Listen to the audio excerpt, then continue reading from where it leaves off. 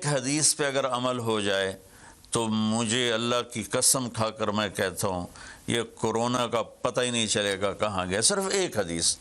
تو سب سے پہلے ہم اپنے الفاظ میں تواضع لے کر آئیں کہ ہم نے اللہ کے سامنے جھکنا ہے، عاجزی کرنی ہے، اور اللہ کو منانا ہے کہ یا اللہ تو اس کو ہٹا۔ یہ نہیں ہٹ سکتی، اسے کوئی نہیں ہٹا سکتا۔ کہ اللہ کوئی اللہ کا بندہ رو دھو کے اسے منا لے تو پھر شاید فیصلہ ہو جائے اور اللہ تعالیٰ اپنا فضل فرما دے۔ ایک حدیث پہ اگر عمل ہو جائے تو مجھے اللہ کی قسم کھا کر میں کہتا ہوں یہ کورونا کا پتہ ہی نہیں چلے گا کہاں گیا، صرف ایک حدیث۔ میرے نبی نے فرمایا 4 باتیں مجھ سے لے لو، پھر دنیا بھی تمہاری ہے، آخرت بھی تمہاری ہے۔ 4 اذا کانت فیک، 4 باتیں لے لو مجھ سے، پھر دنیا بھی تمہاری ہے، آخرت بھی تمہاری ہے۔ تمہیں کوئی ٹیڑھی آنکھ سے نہ دیکھ سکے گا، تمہیں کوئی نقصان نہ پہنچا سکے گا کہ تمہارے رب کا سایہ تم پہ چھا جائے گا۔ تو 4 باتیں کون سی ہیں؟ صدق و حدیث، ہمیشہ سچ بولنا، جھوٹ نہ بولنا۔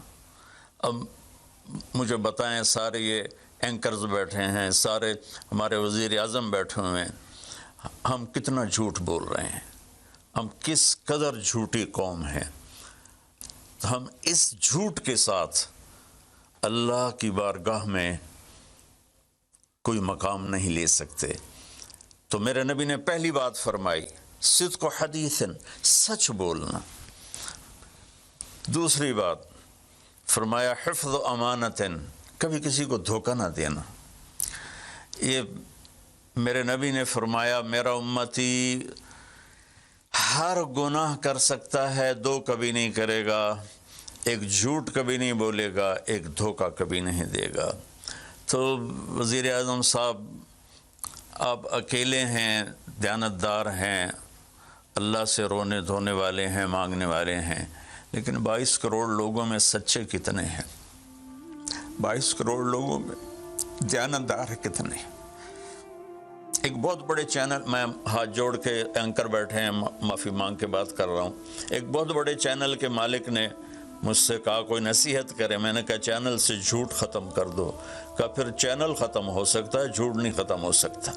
تو جہاں جس کو، یہ صرف پاکستان کی بات نہیں، پوری دنیا کا میڈیا جھوٹا ہے اور سب سے زیادہ جھوٹ بولا جاتا ہے، اور میرے رب کو، میرے نبی کو جھوٹ سے نفرت ہے۔ میرے نبی نے فرمایا پیاز کھا کے مسجد میں مت آؤ کہ فرشتوں کو تکلیف ہوتی ہے، بو ہوتی ہے، لیکن میرے نبی نے فرمایا جب کوئی مرد عورت جھوٹ بولتا ہے تو فرشتے اس کے منہ کی بدبو سے 3 میل دور بھاگ جاتے۔ تو جھوٹ اور خیانت کے ساتھ ہم کسی آفت کا مقابلہ نہیں کر سکتے۔ آپ نے فرمایا صدق و حدیث، حفظ و امانت، سچ بولنا چاہے جان چلی جائے، اور دھوکہ نہ دینا۔ مسلمان کسی کو دھوکہ نہیں دیتا ہے۔ تیسرا فرمایا حسن و خلیقت، اپنے اخلاق اچھے کرنا، اور اخلاق کا سب سے اونچا مقام حیا ہے۔ اب میں کیسے بات کروں؟ میرے دیش میں حیا کو کس نے تار کیا؟ میرے دیش کی بیٹیوں کو کون نچا رہا ہے؟ ان کے کپڑے لباس مختصر کون کروا رہا ہے؟ یہ کس کے گردن میں یہ گناہ ڈالوں؟ میں مجرم ہوں، میں نے اپنی قوم کو نہیں سمجھایا، میں اللہ سے معافی مانگتا ہوں۔ لیکن جب مسلمان کی بیٹی بے حیائی کی طرف چل پڑے اور نوجوان بے حیائی کی طرف چل پڑے تو اللہ کی رحمت، سب سے زیادہ عذاب قوم لوط پر آیا کہ وہ بے حیائی میں ساری باؤنڈریز کراس کر گئے تھے، تو اللہ تعالیٰ نے ان پر 5 عذاب بھیجے۔ 5، کسی قوم پہ 5 عذاب نہیں آئے، ایک ہی عذاب آتا تھا، ان پر 5 عذاب آئے۔ تو تیسری بات میرے نبی نے فرمائی ہے کہ حیا والے بنو، حیا والے بنو۔ لیکن میری نسل ہے، مجھ سے خان صاحب نے بات کی تھی پہلی دفعہ کہ میں چاہتا ہوں کہ میری یوتھ اللہ کے نبی کے ساتھ جڑے، چونکہ جو ہمارے کالج ہیں، ہماری یونیورسٹیز ہیں، ہمارے خاص طور پر جو یہ پرائیویٹ سکولز ہیں، یہ امت کو، نوجوانوں کو اللہ رسول سے کاٹ رہے ہیں۔ تو اللہ تعالیٰ یہ پہلا شخص ہے جس کے لیے میرے دل سے دعا نکلی جب اس نے کہا کہ میں نے آپ کو اس لیے بلایا ہے کہ میری قوم اپنے نبی کے ساتھ کیسے جڑ جائے۔ میں کیا بتاؤں، جب تک اس بے حیائی کو نہیں ہم روکتے، اور کوئی روک نہیں سکتا ہے، اندر سے نیت نہ ہو۔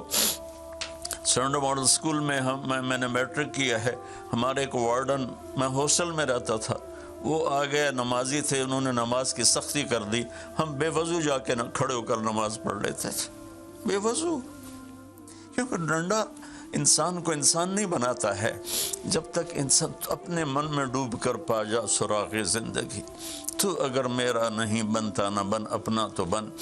یہ تو اپنے اندر دل دریا سمندروں ڈوگے کون دلاں دیاں جانے ہو، وچے بیڑے وچے جھیڑے وچے ونج مہانے ہو۔ میری قوم جھوٹ چھوڑ دے، میری قوم بددیانتی چھوڑ دے، میری قوم بے حیائی چھوڑ دے۔ وعفت فی طعمت، آخری بات میرے نبی نے کہا، اور رزق ہی امسا مغفور اللہ، جو صبح سے شام تک رزق حلال میں تھک جاتا ہے اس کے اس دن کے سارے گناہ معاف ہو جاتے۔ تو میں وزیر اعظم صاحب سے اپیل کروں گا کہ پوری قوم سے جیسے ڈونیشن مانگا ہے ایسی پوری قوم سے چلے۔ میں آپ کی طرف سے اپیل کرتا ہوں کہ کل یا آج رات رمضان کی آئے گی، ساری قوم 2 نفل پڑھے اپنے اپنے گھروں میں، اور ایک تسبیح لا الہ الا انت سبحانک انی کنت من الظالمین، جس کو یاد ہے پڑھ لے، جس کو نہیں یاد ہو استغفر اللہ کی ایک تسبیح پڑھ لے، اور پھر سب اللہ کے سامنے ہاتھ جوڑ کے معافی مانگ۔ اور اللہ تعالیٰ کہتا ہے ما من یوم الا والبحر یستاذن فی ان یغرق ابن آدم، روزانہ، یہ مسند احمد کی روایت، روزانہ سمندر کہتا ہے یا اللہ اجازت دے میں چڑھ جاؤں اور ان کو بہا دوں۔ والارض تستاذن فی ان تبتلعہ، زمین کہتی ہے اللہ مجھے اجازت دے میں ان بے حیاؤں کو نگل جاؤں، ان جھوٹوں کو، ان بدماشوں کو، اس مافیا کو میں نگل جاؤں۔ تو والملائکۃ تستاذن فی ان تعجلہ وتہلکہ، فرشتے اللہ سے کہتے ہیں یا اللہ تو ہمیں اجازت دے ہم ان کا صفایا کریں۔ میرا اللہ کہتا ہے دعو عبدی فانا عالم بعبدی منکم، جاؤ جاؤ اپنا کام کرو، یہ میرا بندہ ہے اور میں جانوں میرا بندہ جانے۔ ان کان عبدکم فشانکم بہی، تمہارا بندہ ہے تو مار دو، ان کان عبدی فمنی ولی عبد، منی ولی عبد، اگر میرا ہے تو میں انتظار کروں گا، میں انتظار کروں گا۔ پچھلی قوموں میں ایک طوائف نے کتے کو پانی پلایا تو اللہ نے اس کی بخشش کر دی، معاف، ہم تو مائل بکرم ہیں، کوئی سائل ہی نہیں، کوئی مانگنے والا تو ہو۔ ان 4 چیزوں نے ہماری ہر چیز بکھیر دی، توڑ دی۔ کسی بھی قوم کے لیے جھوٹ، بددیانتی، بے حیائی اور رزق حرام یہ ان کو تباہ و برباد کر دیتا ہے، اور کوئی قوم سچائی، دیانتداری، پاک دامنی اور رزق حلال پر ہوگی تو اللہ کا سایہ ان پر چھا جائے گا، اور دنیا کی کوئی طاقت ان کی طرف آنکھ اٹھا کر نہیں دیکھ سکتی۔ ہم تو اجڑے چمن کے مالی ہیں، عمران خان کو اجڑا چمن ملا ہے، کہاں تک آباد کر سکے گا، اللہ اس کی مدد کرے۔ چمن کے تخت پر جس دم شہ گل کا تجمل تھا، ہزاروں بلبلیں تھی باغ میں، ایک شور تھا، غل تھا، کھلی جب آنکھ نرگس سی، نہ تھا جز خار کچھ باقی، بتاتا باغ ماں رو رو، یہاں غنچہ یہاں گل تھا، یہاں غنچہ یہاں گل تھا۔ ابھی عمران صاحب نے یرموک کی اور قادسیہ کی بات کی، کتنے تھے؟ 30,000 تھے خالد ابن ولید کے کمانڈ میں، اور سامنے باہان جو تھا وہ 3 لاکھ کا لشکر لے کر آیا ہوا تھا، اور قادسیہ کے میدان میں بھی 30,000 صحابہ تھے، اور ادھر سے جو رستم تھا وہ 3 لاکھ کا لشکر لے کر آیا ہوا تھا، ان کے ساتھ اللہ تھا۔ ہم اللہ کو ساتھ لیں، سارے اسباب اختیار کریں۔ مالداروں سے کہتا ہوں، میں نے اپنا کلپ الگ ریکارڈ کرایا کہ اس سال ساری زکوٰۃ ان غریبوں میں تقسیم کریں۔ آپ تک تو ہر آدمی نہیں پہنچ سکے گا، اپنے اپنے علاقے میں جو مالدار لوگ ہیں وہ اپنی زکوٰۃ غریبوں میں ان میں تقسیم کریں، ان کے گھر جا کر دیں۔ کسی ایک کی دعا لگ گئی نا تو 7 نسلیں ہماری آباد ہو جائیں گی۔ تو بس میں معافی چاہتا ہوں، آپ نے مجھے کافی دیر بٹھایا تو میں نے بھی تھوڑا سا آپ کا ٹائم لے لیا۔